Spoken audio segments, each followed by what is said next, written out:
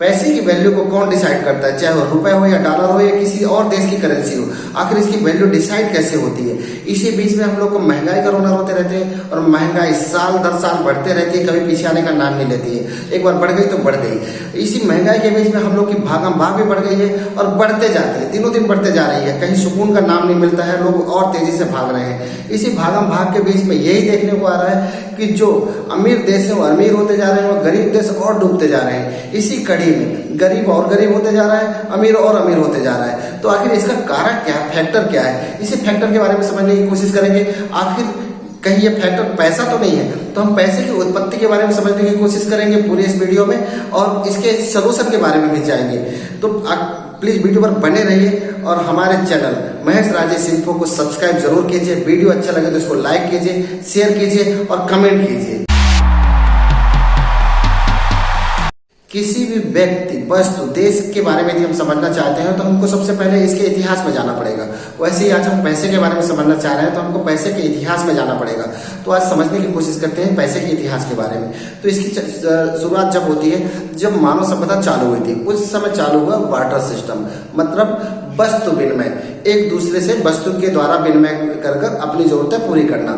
मेरे को गेहूं की जरूरत है, अगले को चावल की जरूरत है और दोनों के पास में दोनों वस्तुएं उपलब्ध है, तो एक दूसरे से आदान प्रदान करके हम ये चीजें ले लेते थे। अभी भी ये व्यवस्था चल रही है। कहीं कहीं पर कोई फेरी वाला आता है और गांव में बर्तन लेकर आता है और गांव में कोई कई फटे पुराने कपड़े या कई टूटी फूटी चीजें लेकर उनको बर्तन दे जाता है। तो वस्तु विनिमय है, लेकिन इसकी भी लिमिटेशन है, इसके आगे नहीं चलता। ये आगे व्यवस्थाएं और आगे चलती रह गई थी। राजाओं के टाइम में भी जब वस्तु विनिमय चलता रहा और गांव में खेती किसानी का काम होता रहा, तो कोई किसान लोहार या बढ़ई से यदि हल बनवाता था तो वो उसके बदले जब उसकी फसल आती थी तो उसका फसल का कुछ हिस्सा उसको देता था, जिससे उसकी जरूरतें पूरी हो जाती थी साल भर के लिए। ये व्यवस्था चलने लग गई, लेकिन ये उतने टाइम तक चलेंगे कि मुझे और ज़्यादा यदि किसी चीज़ की ज़रूरत है तो मैं उससे नहीं ले पाऊंगा।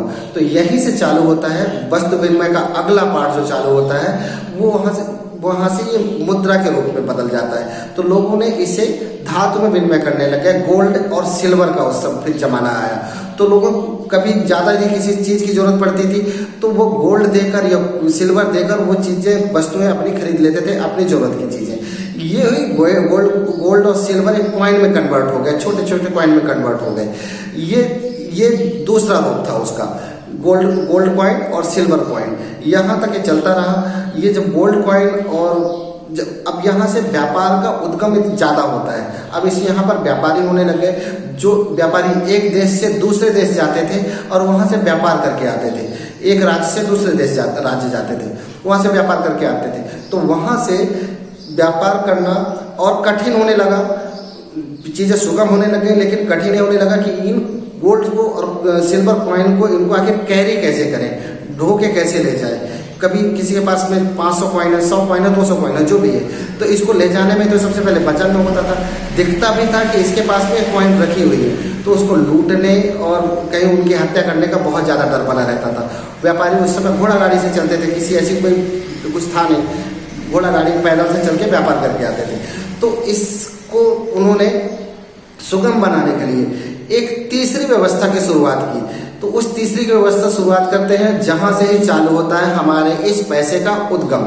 जब व्यापारियों को गोल्ड कॉइन कैरी करने में तकलीफ होने लग गई तो उन्हें एक उपाय सूझा कि क्यों ना हम इस गोल्ड कॉइन को अपने देश के इलाके के बड़े जो सेठ साहूकार होते हैं उनके पास डिपॉजिट करवाकर और हम उससे एक नोट ले लें, कागज का टुकड़ा ले लें, जिससे हम ये लिखवा लें कि हाँ इनके पास में इतने गोल्ड कॉइन डिपॉजिट है, उसे लेकर हम व्यापार करें। और यह उपाय उनका कारगर रहा। वो उससे व्यापार करने लगे और लोग उस कागज के टुकड़े को लेने लग गए, क्योंकि उनको भरोसा था कि उसके पास जमा है और जब हम जाएंगे तो उतना गोल्ड कॉइन वो हमको दे देगा। लेकिन हुआ क्या कि कोई गोल्ड कॉइन उनके पास लेने नहीं आता था। वो कागज का टुकड़ा सर्कुलेट होता था, लोगों को अपने जरूरत की चीजें चाहिए थी, बाकी की उनको आवश्यकता नहीं थी, तो उस कागज के टुकड़े को देकर वो अपनी जरूरत की चीजें खरीदने लग गए। यही उपाय और भी व्यापारियों को सूझा। वो सभी व्यापारी उस साहूकार के पास में गए, सेठ साहूकार के पास में, और उससे वो कागज का टुकड़ा लेने लग गए अपने कॉइन डिपॉजिट करके, गोल्ड कॉइन डिपॉजिट करके।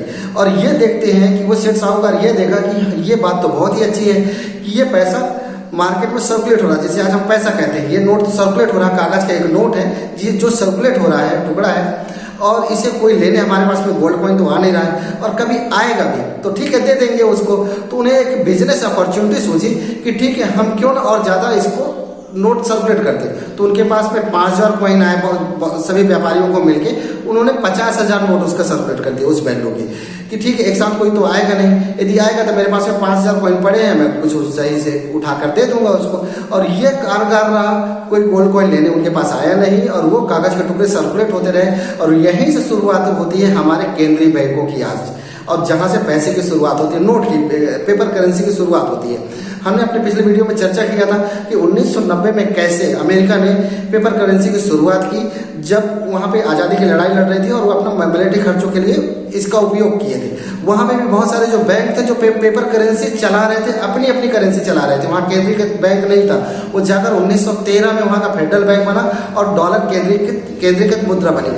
फिर सभी देशों में यही चलन चालू हुआ कि एक केंद्रीय बैंक बनने लगा और वो एक नोट देता था, एक अपना कागज का टुकड़ा देता था जो सर्कुलेट होते थे।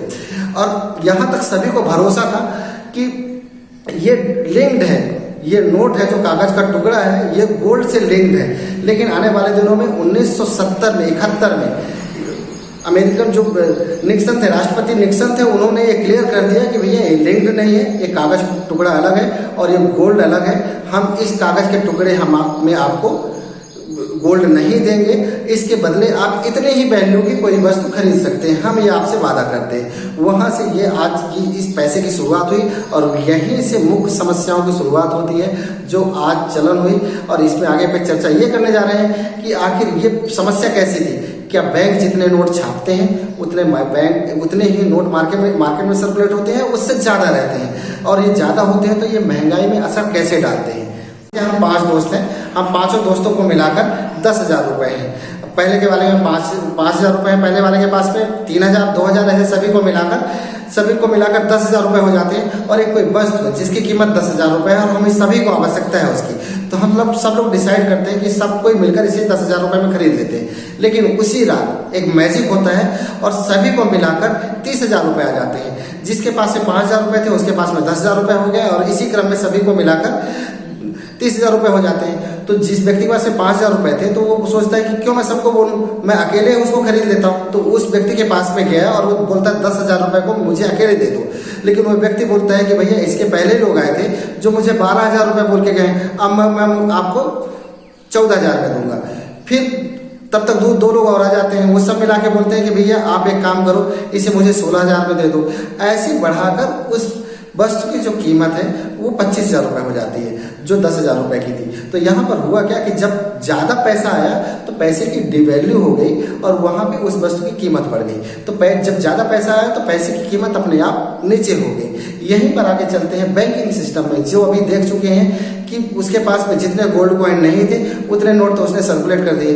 तो किसी केंद्रीय बैंक ने जो नोट छापे 1,000 रुपये, मैंने 1,000 रुपये लेकर आया और उस 1,000 रुपये को किसी दोस्त को दिया तो वो उसको सर्कुलेट किया बाजार में, वहाँ तक ठीक है। लेकिन उस पैसे को मैं जाकर बैंक में डिपॉजिट किया।